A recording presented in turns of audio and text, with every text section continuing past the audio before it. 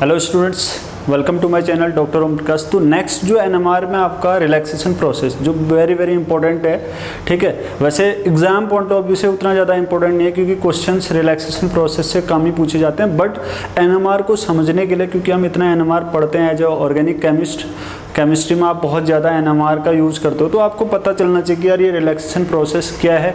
या कहीं पर आपको इंटरव्यू या वाइवा में पूछा जा सकता है क्वेश्चन की रिलैक्सेशन प्रोसेस क्या है या रेजोनेंस क्या होता है, कैसे स्प्लिटिंग होती है, कैसे आपके एनएमआर केमिकल शिफ्ट आपका डाउन फील्ड या अप फील्ड आता है।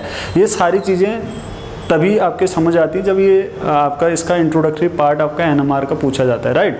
वैसे जनरली आपका गेट और नेट में जो क्वेश्चन पूछे जाते हैं वो प्रॉब्लम से ज़्यादा पूछे जाते हैं, मतलब इसके थ्योरी पार्ट से, स्टार्टिंग वाले पार्ट से कम पूछा जाता है, बट आपको ये आना चाहिए, राइट।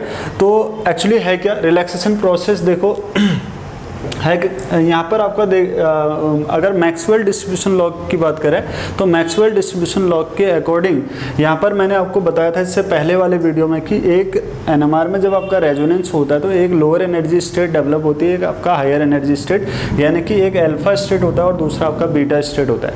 अब बात आती है कि यार अल्फा स्टेट और बीटा स्टेट या कैसे आपका रेजोनेंस होगा, तो एनएमआर एक्टिव न्यूक्लियस होंगे। जब रेजोनेंस का प्रोसेस क्या था कि जब न्यूक्लियर अपने लोअर एनर्जी स्टेट से हायर एनर्जी स्टेट में जाएंगे देन आपका रेजोनेंस होगा, हायर से आपका लोअर में आएंगे, तो उसी प्रोसेस को हम रिलैक्सेशन कहते हैं, ठीक है।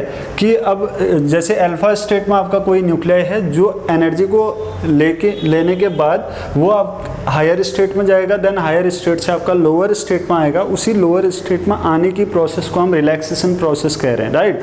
अब ये रिलैक्सेशन प्रोसेस कैसे होगा, ठीक है। अब ये रिलैक्सेशन प्रोसेस क्यों जरूरी है, एक्चुअली होता क्या है कि देखो अगर हमने आरएफ डाला, ठीक है, एक्सटर्नल मैग्नेटिक फील्ड में हमने अपना न्यूक्लियाई रखेंगे, तो एक्सटर्नल मैग्नेटिक फील्ड मान लो आपका ये नॉर्थ पोल है, ये आपका साउथ पोल है, ये हमारा न्यूक्लियाई है साउथ एंड नॉर्थ। तो न्यूक्लियाई क्या करता है, एक्सटर्नल मैग्नेटिक फील्ड में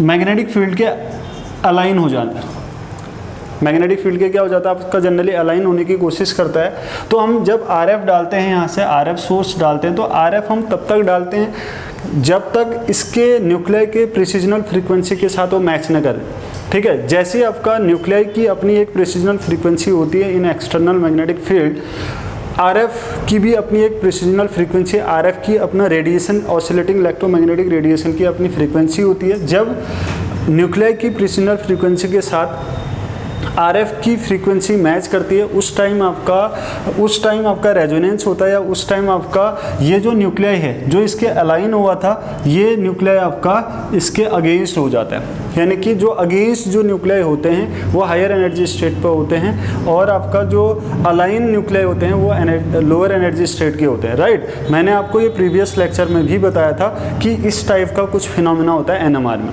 तो भैया क्या होता है कि यही प्रोसेस आपका एक तरीके से लोअर और हायर एनर्जी स्टेट का आपका कंसेप्ट था रेजोनेंस का। तो यहाँ पर आपका देखो अगर न्यूक्लियाई अगर अल्फा स्टेट से बीटा स्टेट में जाएंगे तो एक टाइम आएगा कि न्यूक्लियाई का number in alpha state and beta state में इक्वल हो जाएगा, ठीक है। तो ये इंपॉर्टेंट चीज़ होती है कि यार जब नंबर ऑफ न्यूक्लियाइज आपके अल्फा स्टेट और बीटा स्टेट में इक्वल हो जाएंगे तब उस कंडीशन को बोलते हैं आपका सैचुरेटेड कंडीशन। देखो मैंने आपको नोट में लिखा है, वेरी इंपॉर्टेंट। देखो सैचुरेशन ये होता है कि number of nuclei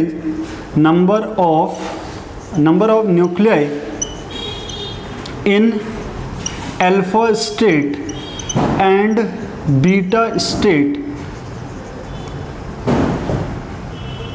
will be same, ठीक है।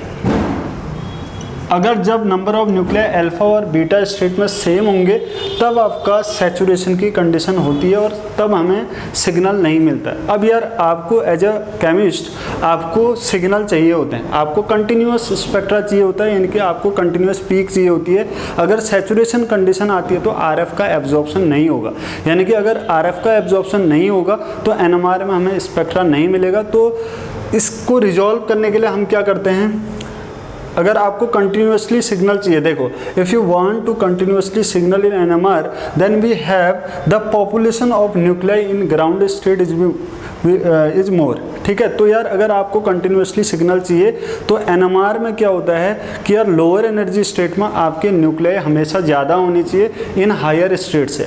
ठीक है, मैक्सवेल डिस्ट्रीब्यूशन लॉ भी यही कहता है कि यार नंबर ऑफ न्यूक्लियाइज आपके ग्राउंड स्टेट में ज़्यादा होते हैं और in comparison to higher energy state इनके एक्साइटेड स्टेट, राइट। तो इस सैचुरेशन कंडीशन को ओवरकम करने के लिए क्या होना चाहिए, आपका रिलैक्सेशन प्रोसेस होना चाहिए और रिलैक्सेशन वेरी स्पॉन्टेनियस होना चाहिए। और रिलैक्सेशन किस टाइप का होना चाहिए, देखो अगर मान लो लोअर एनर्जी स्टेट में आपकी ये 8 न्यूक्लियाई मैंने बना दिए। ठीक है, ये जस्ट एग्जांपल दे रहा हूँ, मान लो 8 या 10 न्यूक्लियाई आपके लोअर एनर्जी स्टेट में हैं और आपके 3 न्यूक्लियाई आपके हायर एनर्जी स्टेट में। ठीक है, तो यार जब रेजोनेंस होगा, रिलैक्सेशन होगा, तो एक जो हायर एनर्जी स्टेट का न्यूक्लियाई अगर वो रिलैक्स होता है, लोअर एनर्जी स्टेट में आता है, तो उसी टाइम आपका लोअर एनर्जी स्टेट का न्यूक्लियाई आपका कहाँ जाना चाहिए, हायर एनर्जी में जाना चाहिए। मतलब हम यूँ कह सकते हैं अभी आपका लोअर एनर्जी स्टेट में नंबर ऑफ न्यूक्लियाई ज़्यादा हैं और हायर एनर्जी स्टेट में जनरली आपका कम होते हैं। ये मैक्सवेल डिस्ट्रीब्यूशन लॉ से भी पता चलता है हमें। ठीक है, मैक्सवेल की इक्वेशन है n upper upon n lower equal to e की पावर माइनस डेली अपॉन के बी टी। ठीक है, यहाँ पर के बी क्या है, बोल्ट्जमान कॉन्स्टेंट है। ठीक है, और डेली क्या है, एनर्जी डिफरेंस है।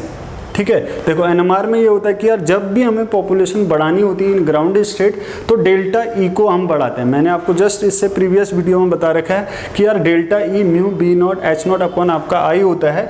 तो यहाँ पर आपका जितना ज़्यादा आपका डेल्टा ई होगा उतना ज़्यादा आपका न्यूक्लियाइज आपके ग्राउंड स्टेट पे ज़्यादा होंगे।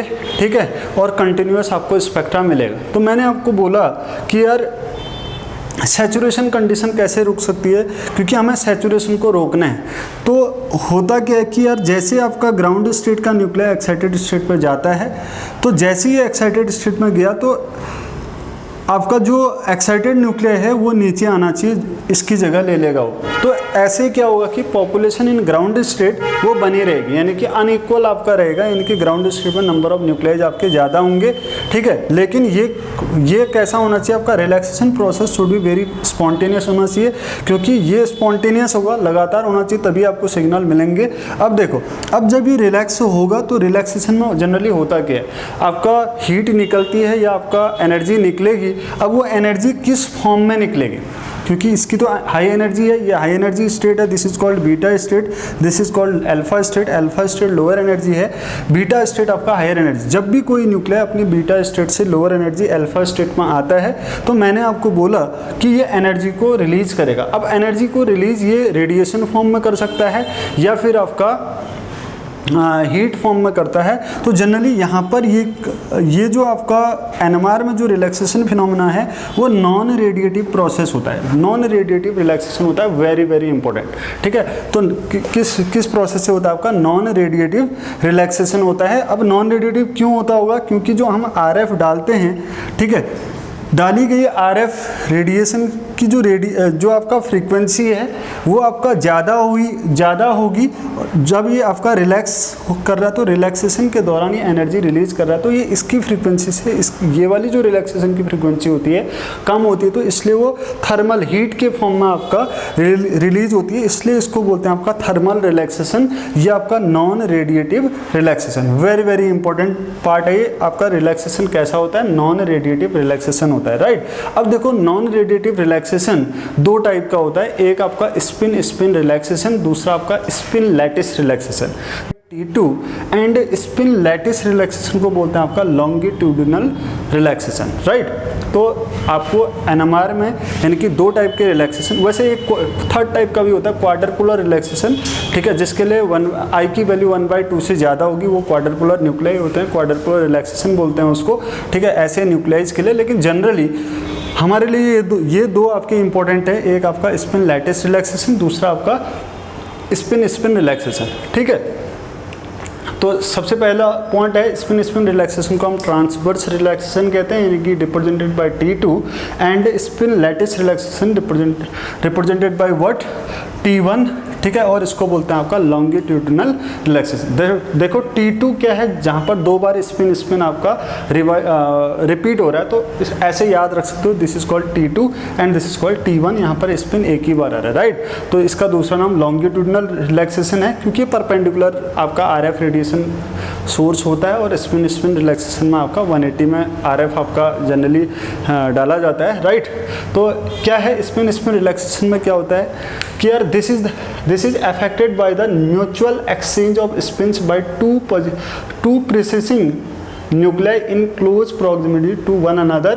This mutual exchange of spins shortens the lifetime, very important, shortens the lifetime of an individual nucleus in higher state. Actually होता क्या है, जब दो जो प्रिसाइज कर रहे हैं, इनकी प्रिसाइज कब करेंगे, जब हम ऑपरेटिंग फ्रीक्वेंसी डालेंगे या एक्सटर्नल मैग्नेटिक सोर्स में अगर न्यूक्लियाई को रखेंगे, तो न्यूक्लियाई का एक individual nuclei act as a magnet, tiny magnet. उसकी एक क्या होती है, प्रिसिजनल फ्रीक्वेंसी होती है, ठीक है। मान लो एक न्यूक्लियाई ये है और इसके पास में दूसरा न्यूक्लियाई है, दूसरा न्यूक्लियाई भी प्रिसाइज कर रहा है, और उसकी एनर्जी अगर कंपैरेटिवली अगर सेम है, तो सेम होगी, तो क्योंकि फ्लक्चुएट करती है न्यूक्लियाई आपका, जब प्रिसाइज करता है तो अलग अलग फ्रीक्वेंसी के साथ वो वाइब्रेट करते रहता है, प्रिसाइज करते रहता है। तो उसकी जब प्रिसिजनल फ्रीक्वेंसी जब मैच करती है किसी टाइम, अगर जब मैच करेगी PF, तो उस टाइम वो अपनी एनर्जी को एक्सचेंज कर देता है, यानी कि उसी चीज़ को बोलते हैं आपका म्यूचुअल एक्सचेंज। देखो, this is affected by the mutual exchange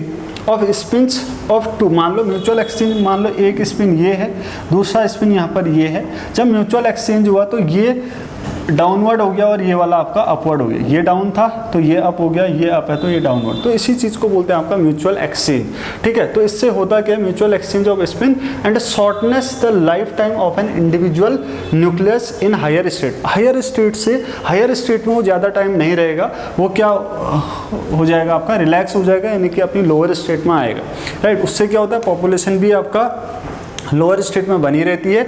और एक वर्ड होता है आपका रिलैक्सेशन टाइम। रिलैक्सेशन टाइम क्या है कि मान लो कोई न्यूक्लियाई है, न्यूक्लियाई अपनी ग्राउंड स्टेट पे है और ये आपका एक्साइटेड स्टेट पे है, तो यार एक्साइटेड स्टेट से ग्राउंड स्टेट में आने में वो कितना टाइम स्पेंड कर रहा है, या हम यूँ कह सकते हैं एक्साइटेड स्टेट में या हायर एनर्जी स्टेट में कोई न्यूक्लियाई कितना टाइम स्पेंड कर रहा है, that is called relaxation time, right.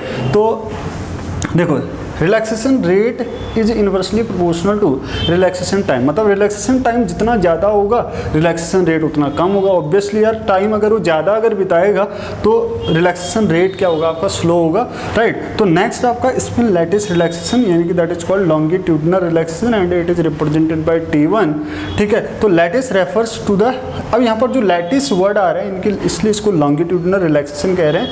Lattice यहाँ पर आपका जैसे कोई लैटिस है या कोई यूनिट सेल है, जनरली जो पुराना ट्रेडिशनल आपका NMR था तो वहाँ पर जनरली सॉलिड सैंपल लिया जाता था, ठीक है। तो या सॉलिड, अगर सैंपल यहाँ पर क्या हो सकता है, सॉलिड हो सकता है, लिक्विड हो सकता है, गैस होता है। वैसे ऑप्टिमम जो आपका जनरली लिक्विड सैंपल्स ज़्यादा ऑप्टिमम माना जाता है या ज़्यादा बेहतर आपका NMR देगा, ठीक है। तो lattice refers to all molecules have transition. देखो, कोई भी आपका लैटिस है उसके पास क्या होंगे आपके, उसके पास मोशंस होंगे, वो ट्रांसलेशनल मोशन कर सकता है, रोटेशनल कर सकता है, वाइब्रेशनल कर सकता है। जब एक्सटर्नल मैग्नेटिक फील्ड में रखेंगे तो ट्रांसलेशनल, रोटेशनल, वाइब्रेशन मोशन होंगे, और एक इंडिविजुअल न्यूक्लियाई आपका मैग्नेट की तरह बिहेव करेगा, प्रिसर्च करेगा, ठीक है। तो energy of the transition is transferred in the components. अब क्या करता है कि एक कंपोनेंट्स या एक लैटिस अपने एनर्जी दूसरे लैटिस को ट्रांसफ़र करता है, ठीक है।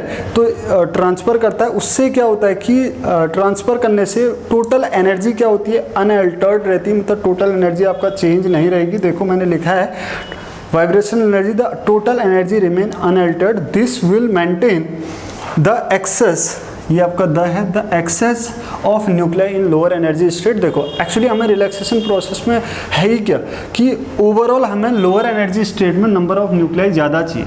यहाँ पर आपका मान लो ये अगर आपका 20 हैं तो यहाँ पर अगर 4 भी होंगे तो ये बेहतर NMR देगा। मतलब हमें हमेशा ग्राउंड स्टेट की पॉपुलेशन ज़्यादा बनाए रखनी है और एक्साइटेड स्टेट से। तो ये जो स्पिन लैटिस रिलैक्सेशन प्रोसेस है, इसमें लैटिस जो आपका एनर्जी ट्रांसफ़र हो रहा है उसकी वजह से जो लोअर एनर्जी स्टेट में जो नंबर ऑफ न्यूक्लियाइज हैं वो ज़्यादा बने रहते हैं और टोटल एनर्जी भी आपका अनअल्टर्ड रहती है, ठीक है। और ये जनरली आपका परपेंडिकुलर रिलैक्सेशन होता है। परपेंडिकुलर इसमें आरएफ रेडिएशन से एंटर किया जाता है या सोर्स से दिया जाता है, ठीक है। परपेंडिकुलर किसके होगा? अप्लाइड मैग्नेटिक फील्ड के परपेंडिकुलर आपका आरएफ सोर्स होता है।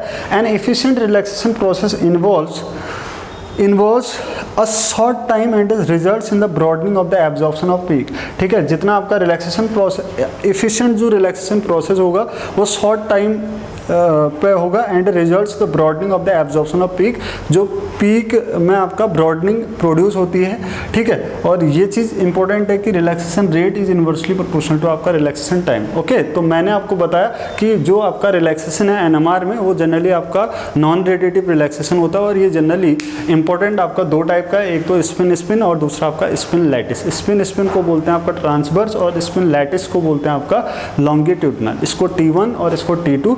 थर्ड टाइप का आपका क्वाड्रपुलर रिलैक्सेशन है, वो ऐसे न्यूक्लियाई में क्वाड्रपुलर रिलैक्सेशन हम देखते हैं जनरली जो आपके क्वाड्रपुलर होते हैं, जिनके लिए आई की वैल्यू आपका ग्रेटर देन 1/2 होती है, राइट। तो इंपॉर्टेंट आपका ये दो ही आपका रिलैक्सेशन फिनोमेना है।